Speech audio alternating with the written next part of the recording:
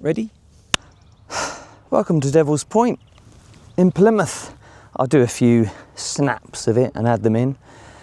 I'm just soaking up as much of Plymouth as I can before I leave, because we're going Friday, and it's, what day is it today? It's Monday. It's not long, is it? Up to London for a few days, see some other friends, and then a week after that, off to Vietnam. So this might be the final film I do in Plymouth, because there's still a lot to get through, although I will film things as I go along and put something together afterwards just to see how everything is with the dog and the journey, and yeah, I'll film it as I go along and make something up later. But for now, I'm just going to do what I said I would do, which is the second part to how to get you and your dog to Vietnam. We've covered off the dog, now we need to look at what you need to do to take care of yourself. So let's start with visas, because you're going to need a visa of some sort.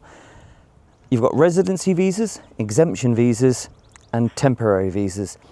Exemption and residency both require either being employed, so being sponsored by a business, or an exemption visa you can get by marrying a Vietnamese person, which is great. We'll think about that in the future. For now, it's going to be a temporary visa for me, and there are two types. There's a 45-day visa and a 90-day visa. You get a 45-day visa already. You don't need to do anything. You can just turn up in Vietnam. They'll send you through. You've got 45 days before you need to get the fuck out. You can also apply for a 90-day visa, which is what I've done. So same thing, you just got 90 days. Now for both of those, you can extend those visas by doing what's called visa or border runs, which simply means leaving the country, getting it stamped, coming back in, and it renews that visa. A few people have said to me, like, isn't that going to be a pain in the arse? Yeah, but it's not the biggest pain in the arse, is it? And it's so normalised. There are so many companies all across Vietnam that do this for expats. You pay about £70 and they book you onto a coach, they drive you to the border, they stamp your passport, they bring you back. This is another one of those things you can do yourself, but it would be advisable to use them because it's so fast and so quick. I mean, some people go abroad and, some people go to other countries and they might go to Thailand for a week to have a holiday and then come back. And that's fine, you can do that too. You can go out for as long as you like. But for me, because of the dog, and that's obviously what we're looking at, I need to get across that border and back as quick as I can. There's another thing, by the way, I've already found a good dog hotel, which is what I'm going to need to do for Bella. What are you doing over there?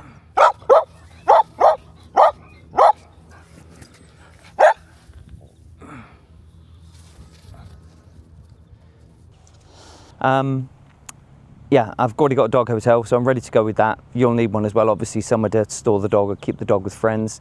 And you can usually do it in 24 hours. Drive there, cross the border and back. So it's no big deal at all. By the way, recent update.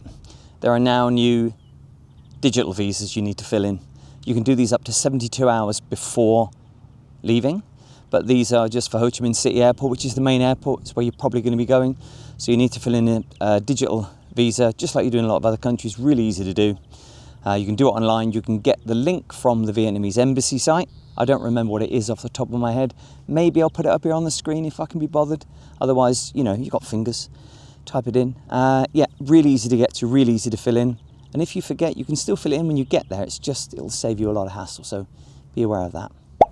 Number 2, accommodation. Obviously, you're going to need somewhere to stay. We're all going to start with a hotel, right? Naturally.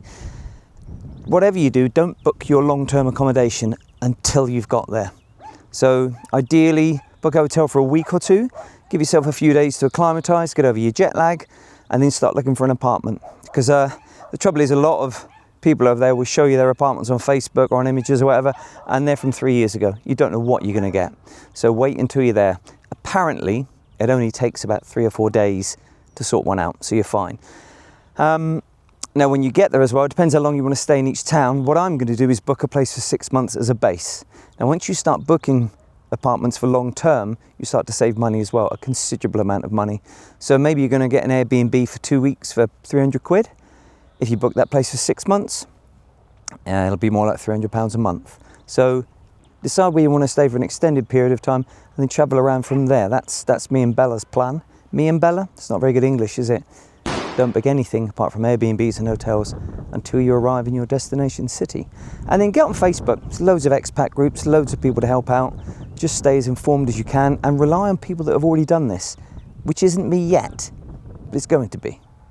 Money. I'm never going to hold this position, am I? Money is important, okay? Vietnam runs off money. You're going to need money. I'm taking over 10 million dong, which is about 350 quid. The most you can take, I think, is 120 million dong, about 3.5 grand. Any more than that, they're going to take it off you. So keep it small. You can get money out of cash machines. Be careful of that though, because a lot of them charge fees. I think you need to look for TP Bank or VP Bank. That will save you some dollar.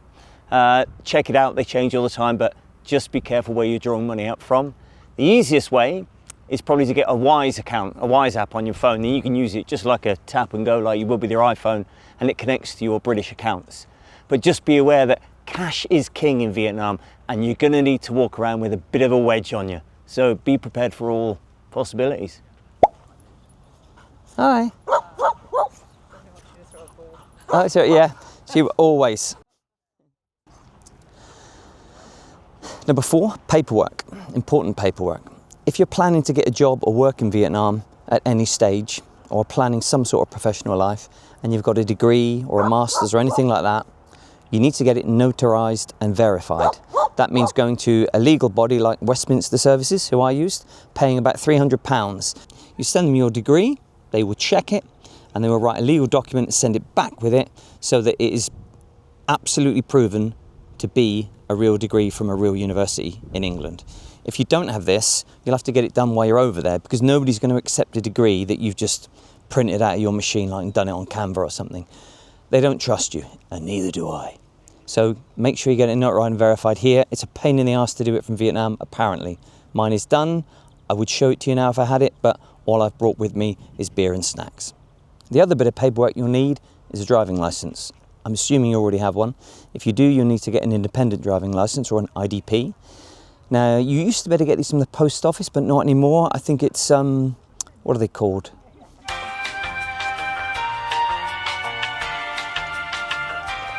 Service point stores. There's loads of them across the country. Just find one, look it up online and find out where your nearest one is. You need to go there with a passport size photo, and about a tenner it costs, and the lady there, or gentleman or other, will fill it out for you on the spot, and you, Bella, shut up, and you're done. It's as easy as that. Just make sure you get the 1968 convention. Sorry, I'm forgetting the facts. Maybe I'll put it up here. 1968 Vienna something convention. There are 2 types. You want the 1968 one anyway. And if you want to ride a motorbike, make sure they tick the box for motorbikes. If you don't have a motorcycle license, you'll only be able to ride 50cc and below, but that's fine, because most of the speeds you'll be doing in Vietnam are Usain Bolt running speed at best. So 50cc will be fine for the time being. When you are in Vietnam, you can't ride a bigger bike or even register a car or anything like that until you have a residency card anyway. So yeah, that should be easy enough. Get your IDP, get your degree or certificate validated, and any other paperwork? Well, I mean your passport.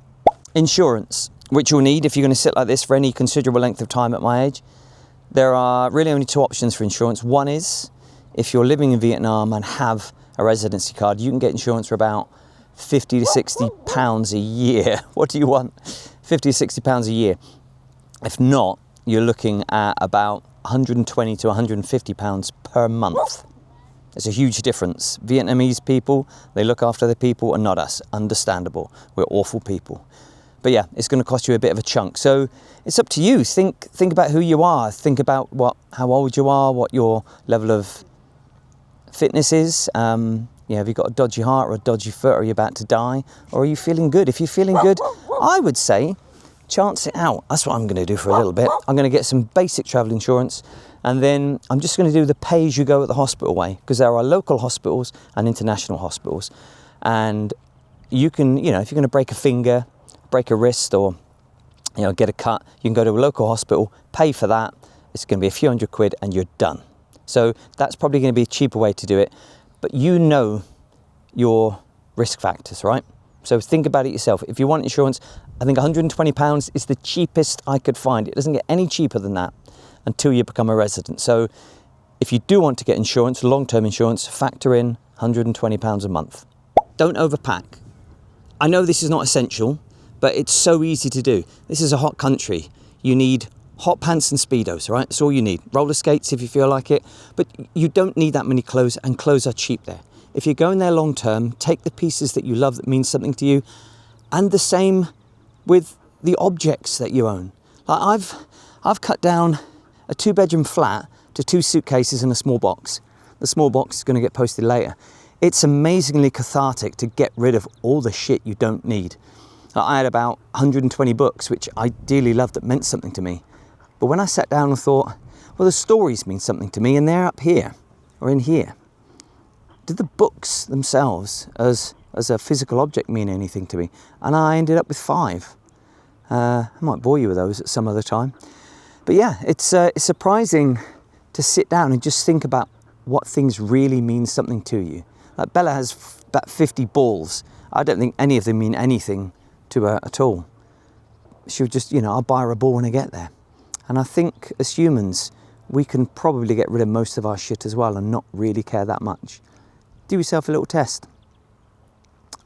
See what you can get rid of and keep things minimal, because you're starting something new. So, like when you're at school, first page of the exercise book, nice and clean.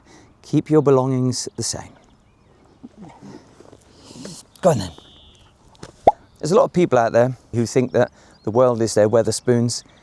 Vietnam have just put some new laws in place recently in the last few months, where the police now have the power to take shirtless morons and just literally deport them. There's no messing around anymore, which I condone. I think it's a great idea. I think there's too many people getting away with treating certain countries in a manner that I don't find very respectable. And unfortunately, I think our country doesn't have a good record of it. One thing I do want to do is go out there and make a good impression, at least to some people, if I can. But yeah, so just be aware of that. Be nice, be respectful. Vietnam will pay you back.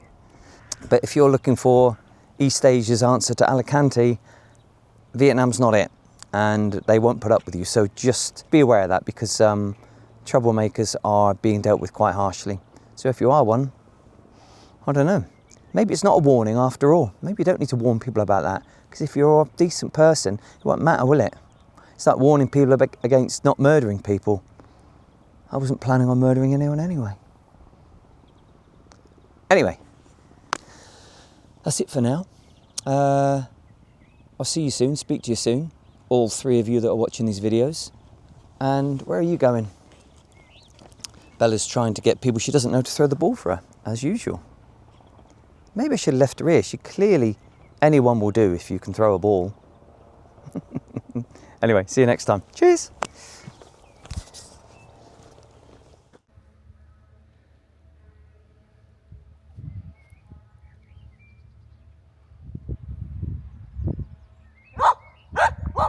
You're ruining it, Bella.